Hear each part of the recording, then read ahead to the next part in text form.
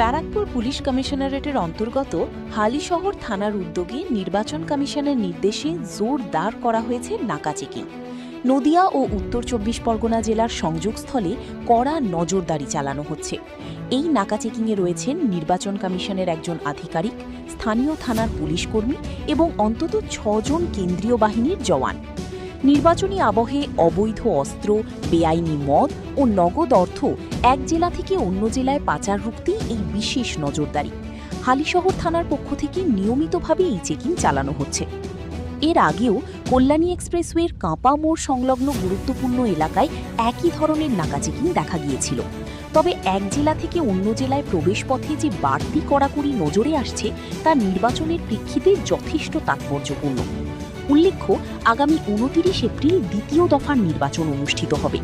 এই দফায় উত্তর ২৪ পরগনা, দক্ষিণ ২৪ পরগনা, কলকাতা, হাওড়া, হুগলি ও পূর্ব বর্ধমানের একাংশে ভোটগ্রহণ হবে।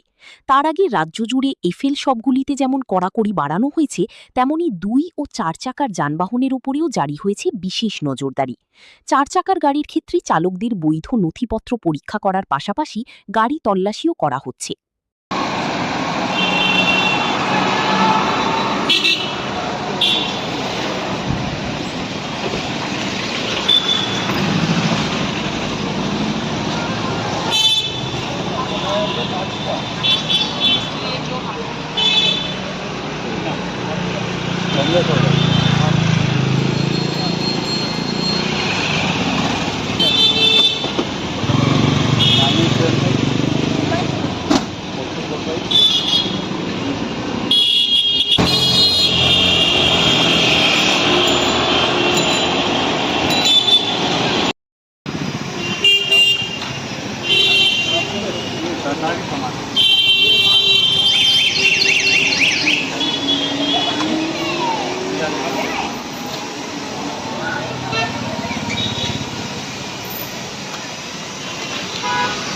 ফাইল দেখা যাবে ব্যাগে দেখিনি সব দেখা আছে। আরে বাবা আপনি ফাইলটা ব্যাগের মধ্যে ঢোকান, আপনি ফাইলটা ব্যাগের মধ্যে ভরেন না, আপনি আপনার কথা বলছেন না, কালো প্যাকেটটা আমারও দেখার দরকার নেই আমাদের।